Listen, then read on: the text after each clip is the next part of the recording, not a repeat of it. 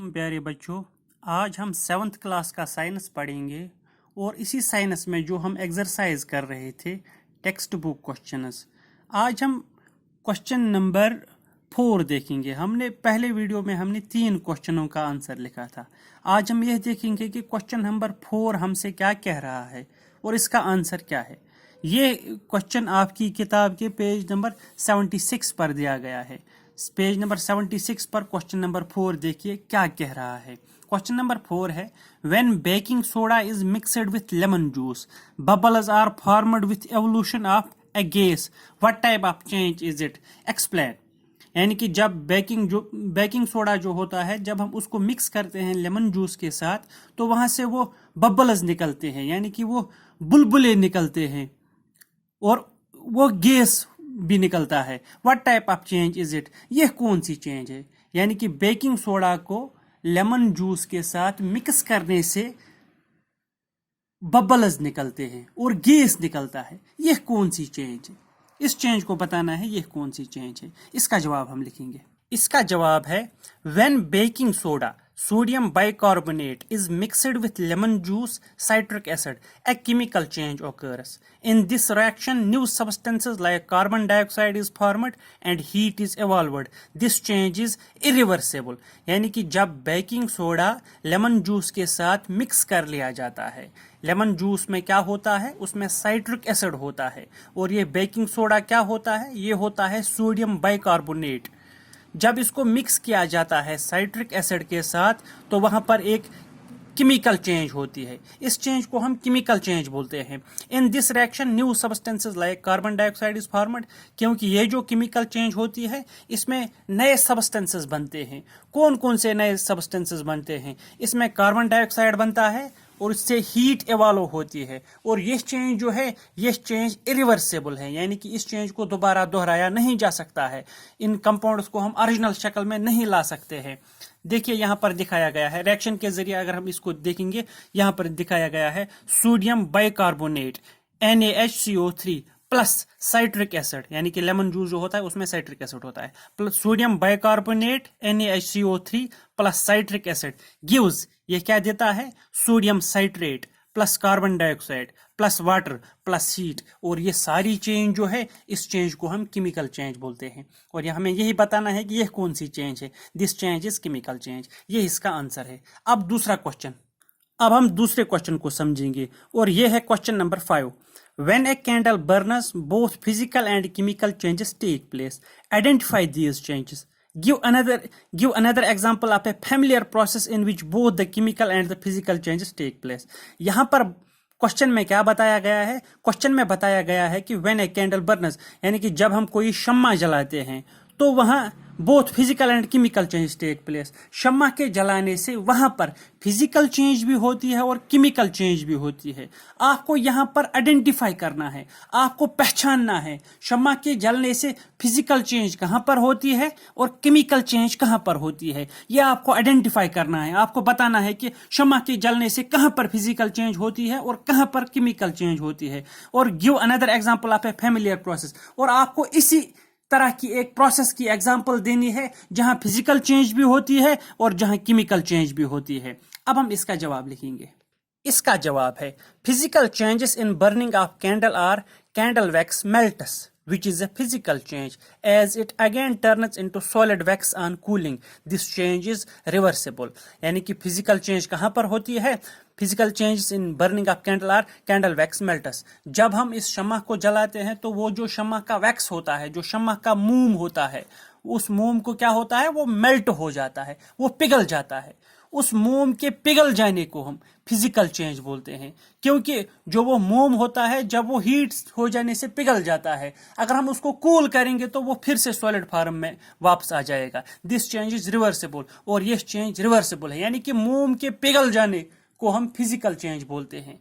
मोम का जो पिघल जाना होता है वो है physical change. Chemical changes in burning candle or the wax near to flame burns and gives new substances like carbon dioxide, carbon soot, water vapor, heat and light. और chemical change कहां पर होती है, कैंडल के जल जाने से chemical change वहां पर होती है। The wax near to flame burns, जो ये वैक्स होता है, जो ये मोम होता है, ये जल जाता है। और जब ये जल जाता है, जल जाने से क्या होता है, new substances like carbon dioxide, वहां पर नए सब्सटेंसेस बनते हैं। वहां पर कार्बन डाइऑक्साइड बनता है, वहां पर कार्बन सूट बनता है, वहां से वाटर वेपर भी निकलते हैं, वहां से हीट भी निकलती है और वहां से लाइट भी निकलती है। यानी कि जहां पर ये बत्ती जल जाती है, ये वहां की बात की जाती है। और इसके जल जाने को हम केमिकल चेंज बोलते हैं और पिघल जाने को हम फिजिकल चेंज बोलते हैं। यानी कि जब ये शम्मा जलती है तो दोनों चेंजेस होती है, फिजिकल चेंज भी और केमिकल चेंज भी। अब ऐसी कोई मिसाल जहां पर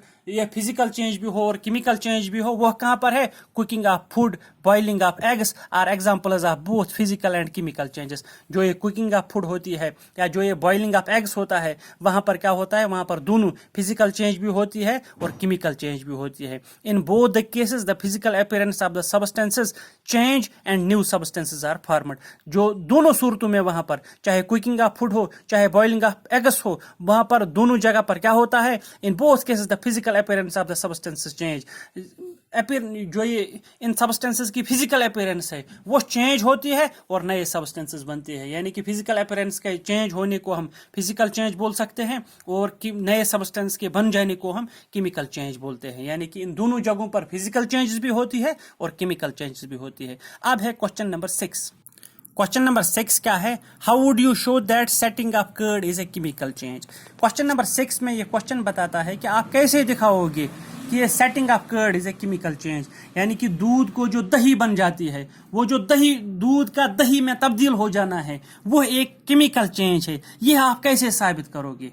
आपको साबित करना है कि setting of curd is a chemical change. दूध का दही बन जाना जो है वो एक केमिकल चेंज है। ये आप कैसे प्रूव करोगे? आप ये कैसे बताओगे कि वो केमिकल चेंज है? इसका आंसर हम लिखेंगे, setting of curd is a chemical change because we can not get the original substance that is milk back. The new substance curd is different from the milk in taste, smell and chemical properties. Setting of curd is a chemical change. यानी कि ये जो दूध का दही बन जाना है, ये केमिकल चेंज है। क्यों है ये केमिकल चेंज? क्योंकि जब इस दूध को दही बन जाती है, हम उस दही को फिर वापस दूध नहीं बना सकते हैं। यानी कि जब उसको कर्ड बन जाता है, हम उस कर्ड को वापस फिर वही दूध नहीं बना सकते हैं, क्योंकि उसको अब ये नया सब्सटेंस बन गया है। The new substance curd is different from the milk. और ये नया सब्सटेंस जो है और ये कर्ड जो है, ये दूध से मुख्तलिफ है। यानी कि ये दही जो होती है ये दूध से मुख्तलिफ होती है। किस लिहाज से मुख्तलिफ होती है? इसका टेस्ट भी मुख्तलिफ होता है, इसकी स्मेल भी मुख्तलिफ होती है और इसकी केमिकल प्रॉपर्टीज जो है वो भी मुख्तलिफ होती है। यानी कि जो ये कर्ड बन गया दूध से, इसकी स्मेल भी डिफरेंट है, इसका टेस्ट भी डिफरेंट है, इसकी केमिकल प्रॉपर्टीज भी डिफरेंट है। जब इसकी सारी चीजें डिफरेंट है तो इसका मतलब है कि यह है केमिकल चेंज। अब है क्वेश्चन नंबर 7। क्वेश्चन नंबर 7 क्या है? Explain why burning of wood and cutting it into small pieces are considered as two different types of changes. यानी कि हमें यह बताना है कि explain why burning of wood, जब हम लकड़ी को जलाते हैं या जब हम लकड़ी को काटते हैं, जलाने को एक चेंज बोलते हैं और लकड़ी के काट लेने को दूसरी चेंज बोलते हैं। यह क्यों है? ऐसा क्यों है? लकड़ी अगर जल जाएगी तो उसको एक टाइप का चेंज बोलते हैं और इसी लकड़ी को अगर हम काट देंगे तो इसको दूसरी टाइप का चेंज बताते हैं। यह क्यों है? ऐसा क्यों है? इसका जवाब है, burning of would is a chemical change while cutting of would is a physical change. इसका जवाब है कि बर्निंग ऑफ वुड जो है, लकड़ी का जल जाना जो है, यह एक केमिकल चेंज है और लकड़ी के काट जाने को हम फिजिकल चेंज बोलते हैं। क्यों? Because during burning new substances are formed. क्योंकि जब हम लकड़ी को जलाते हैं तो वहां पर नए सब्सटेंसेस बनते हैं, वहां पर ऐश बनता है, वहां से गैसेस निकलते हैं, कार्बन डाइऑक्साइड निकलता है वहां से, और वहां पर राख बनती है। After burning we can not get original substances back. और लकड़ी के जल जाने के बाद हम उस ओरिजिनल सब्सटेंस यानी कि लकड़ी को फिर वापस हासिल नहीं कर सकते हैं। कटिंग ऑफ वुड जो होती है, cutting of would into small pieces is a chemical change. और ये जो लकड़ी हम काट लेते हैं छोटे छोटे टुकड़ों में, ये है physical change, is a physical change. ये है physical change because no new substances are formed. क्योंकि लकड़ी के काट जाने से कोई नया substance नहीं बनता है. लकड़ी के काट जाने से सिर्फ उसकी physical properties, यानी कि ये लकड़ी पहले बड़ी थी, अब ये छोटे छोटे pieces में बन गई, लेकिन है तो ये लकड़ी ही, इसलिए इसको हम physical change ही बोलते हैं. आप जवाब सुनिए फिर से. Burning of wood is a chemical change, while cutting of wood is a physical change. Because during burning, new substances are formed. After burning, we can not get original substances back. Cutting of wood into small pieces is a physical change because no new substances are formed. ये हो गया इस सवाल का जवाब. अब आता है क्वेश्चन नंबर 8, और ये जो क्वेश्चन नंबर 8 है, क्वेश्चन नंबर 8 में बताया गया है describe how crystals of copper sulphate are prepared. आप ये बताइए कि क्रिस्टल्स ऑफ कॉपर सल्फेट कैसे तैयार किए जाते हैं. इस क्वेश्चन का जवाब जो है, इस क्वेश्चन का जवाब है एक्टिविटी 6.9 में. यही एक्टिविटी 6.9 सारी लिखनी है जो मैंने एक वीडियो में भी बताया था कि कॉपर सल्फेट के क्रिस्टल्स को हम कैसे तैयार करते हैं. इसलिए इस सवाल का जवाब मैंने नहीं दिखाया है. अब है क्वेश्चन नंबर 9 है. अब क्वेश्चन नंबर 9 में क्या बताता है, explain how painting of an iron gate prevents it from rusting. आप यह बताइए कि अगर आयरन के गेट को हम पेंट करेंगे तो उसमें फिर रस्ट नहीं लग जाएगी. रस्ट का मतलब क्या है? रस्ट का मतलब है जंग. रस्ट का मतलब है जंग, यानी कि उसमें फिर जंग नहीं लग जाती है. यानी कि अगर हम गेट को पेंट करेंगे, आयरन के गेट को पेंट करेंगे, तो उस पेंट करने से वो आयरन गेट बच जाता है. किससे बच जाता है? जंग लगने से बच जाता है. क्यों बच जाता है? यानी कि पेंट करने से क्यों ये बच जाता है? इसका जवाब बिल्कुल आसान है. इसका जवाब है the essential component for rusting is the contact of metal with oxygen and moisture. When the iron gate is painted, it protects the iron to get in contact with oxygen, hence prevents it from rusting. यानी कि जो ये जंग लग जाती है, जब लोहे पर जंग लग जाती है, तो उसके लिए ज़रूरी क्या होता है? उसके लिए ज़रूरी ये होता है कि ये जो मेटल होता है उसका कंटैक्ट ऑक्सीजन के साथ हो जाए और उसका कंटैक्ट मॉइस्चर के साथ हो जाए, यानी कि वाटर वेपर के साथ हो जाए. जब हम उसको पेंट करते हैं तो वो बच जाता है. पेंट करने से ये क्यों बच जाता है? क्योंकि वो हाइड हो जाता है, वो छुप जाता है. उस पर फिर ना ही उसके कंटैक्ट में ऑक्सीजन आता है और ना ही उसके कंटैक्ट में फिर मॉइस्चर आ जाता है. इसलिए वो जंग से बच जाता है कोट करने से. अब हो गया क्वेश्चन नंबर 10. क्वेश्चन नंबर 10 है explain why rusting of iron objects is faster in coastal areas than in deserts. हमें यह बताना है कि ये जो रस्टिंग ऑफ आयरन होती है, ये जो लोहे पर जंग लग जाती है, उन इलाकों में ये ज्यादा क्यों होती है? कोस्टल इलाके जो होते हैं, यानी कि साहिली इलाके जो होते हैं, समंदर के नजदीक जो इलाके होते हैं, वहां पर ये जंग ज्यादा लगती है मेटल्स पर बनस्बती वहां के इलाकों में जो राजस्थानी इलाके हैं, जो डेजर्ट्स है, वहां पर जंग लोहे पर नहीं लग जाती है ज्यादा. इसकी क्या वजह है? इसका रीजन हमें बताना है. इसका जवाब है We know that for rusting, the presence of both oxygen and water vapor is essential. Thus, in coastal areas, the air contains high moisture, which means more humid environment, and rusting becomes faster. Whereas in deserts, moisture in air is less, hence rusting of iron is very slow there. यानी कि हमें पता है कि लोहे में जंग कैसे लग जाती है.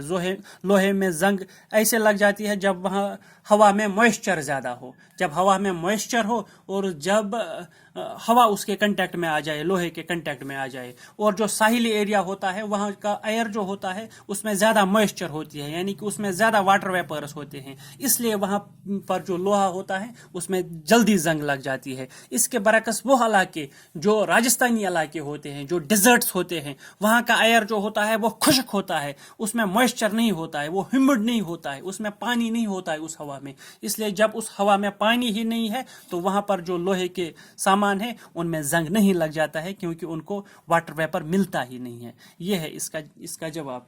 अब इसके साथ ही ये एक्सरसाइज खत्म हो गई. ये क्वेश्चन नंबर 11 और 12 जो है ये है ऑब्जेक्टिव्स, ये आपको खुद आ जाएंगे. आप इस वीडियो को देखिए और इन क्वेश्चंस को अपनी कॉपी पर नोट कीजिए. बाकी वसल्लम.